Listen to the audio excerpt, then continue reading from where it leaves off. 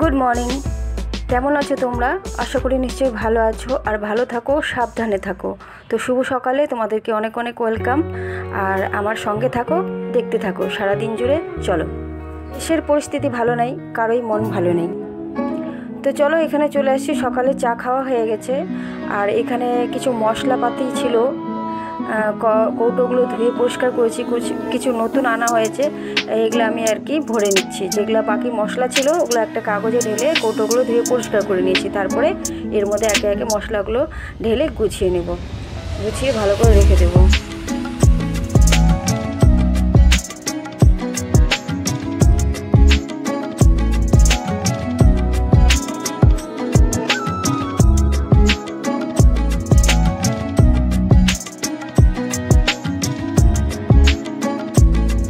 মশলাপাতি সব জায়গা মতো রেখে দিলাম আর চলে যাব রান্নাঘরে। ডাল বসিয়েছি, তো ডালে হলুদ, লবণ আর কাঁচা লঙ্কা দুটো চিড়ে দিয়ে ডালটা সেদ্ধ হয়ে গেছে। এখন ডালটাকে ফোড়ন দিয়ে নেব। পেঁয়াজ, শুকনো লঙ্কা আর দু একটা রসুন কেটে করে,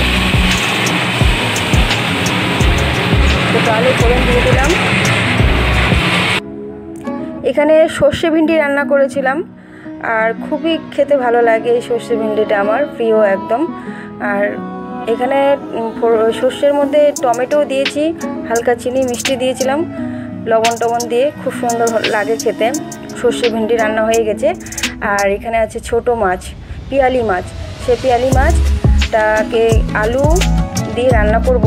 এখানে পেঁয়াজ কেটে নিয়েছি আর অল্প কয়টা টমেটো, একটা গোটা টমেটো আর অল্প কয়টা ক্যাপসিকাম ছিল। আর পেঁয়াজটাকে না এভাবে কেটে নিয়েছি। তো এখানে মাছগুলো ভেজে নেব।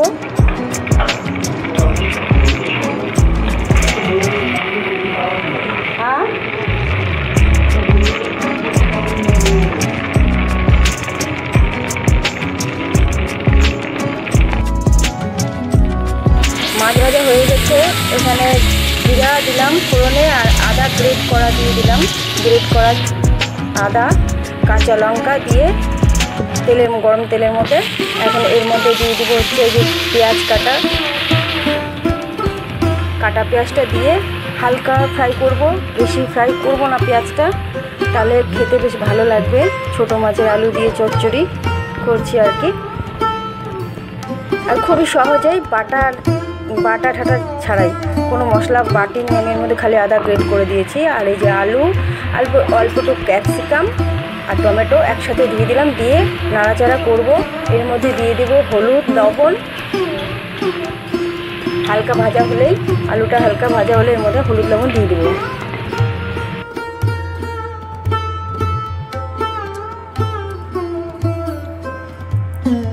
তো এর মধ্যে দিয়ে দিলাম লবণ, এখন দিয়ে দেব হলুদ। খুবই সহজে, অত বাটা ঝাটার ঝামেলা থাকবে না আর খেতে বেশ দারুণ লাগে। রুটি, ভাত রুটি দুটোর সাথেই খেতে হ্যাপি লাগে।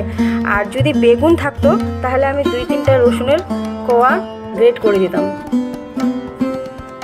যেহেতু বেগুন নাই, শুধু পেঁয়াজ দিয়ে করবো, এর আবার আলাদা টেস্ট। রসুন দিলে আলাদা স্বাদ হয়ে যায় মাছের। এত রসুন ছাড়াই করলাম আমি আলু দিয়ে। তো ভালো করে হলুদ লবণ দিয়ে ভেজে নিয়ে এর মধ্যে দিয়ে দিব হচ্ছে তোমার জিরের গুঁড়ো আর ধনে গুঁড়ো। হাফ চামচ জিরের গুঁড়ো, ধনে গুঁড়ো দিয়ে এখন হালকা এর মধ্যে জল দিয়ে মশলাটাকে কষিয়ে নেব।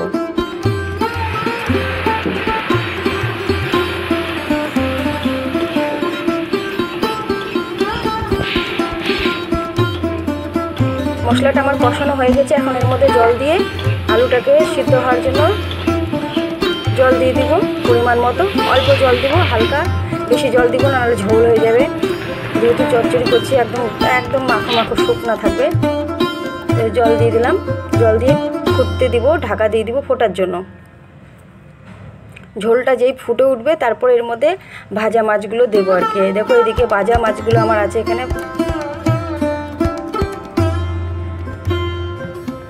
তো ঝোল ফুটে গেছে, এখানে মাছগুলো দিয়ে দিচ্ছি। ভাজা মাছগুলো এর মধ্যে দিয়ে দিলাম।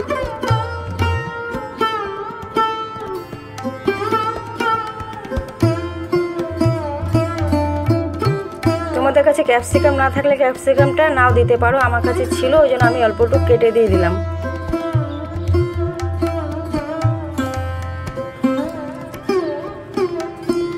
তো দেখো ঢাকা তুলে এরকম হয়ে গেছে, এখন একদমই ঝোল শুকিয়ে গেছে। এখন একটু নাড়াচাড়া করে নামিয়ে নিব। চটজলদি এভাবে আলু দিয়ে ছোট মাছের চচ্চড়ি একদম রেডি।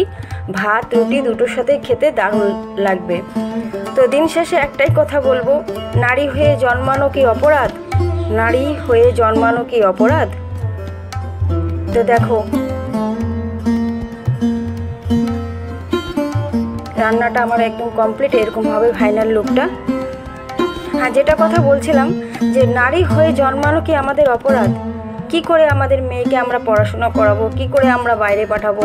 এখন মা বাবাদের মনে একটাই প্রশ্ন, একটাই ভয়, এই মানুষরূপী রাক্ষস আমাদের আশেপাশে ঘুরছে, যাদের কঠোর শাস্তি চাই আর দিন শেষে বিচার চাই, একটাই কথা সবার মনে। তো এদিকে বিকাল হয়ে গেছে, এখন আমরা প্রতিবাদ করতে যাচ্ছি। আমাদের গ্রামের প্রত্যেকটা মহিলা, মেয়ে, বাচ্চা থেকে বুড়ো সবাই আমরা প্রতিবাদ করছি। সারা বিশ্ব প্রতিবাদ করছে, আর এই প্রতিবাদ চলবে। দেখি শেষটা কত দূর যাচ্ছে, দোষীরা শাস্তি পাচ্ছে কিনা। আমরা চুপ থাকবো না, দোষীদের শাস্তি চাই। একটাই কথা, দিন শেষে বিচার চাই।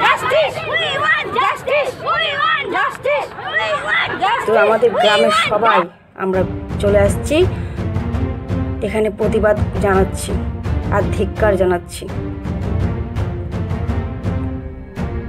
তো চলো প্রতিবাদ জানিয়ে ভিডিওটা এখানে সমাপ্ত করব। তোমরা ভালো থাকো, সুস্থ থাকো আর সাবধানে থাকো। আজকের জন্য টাটা।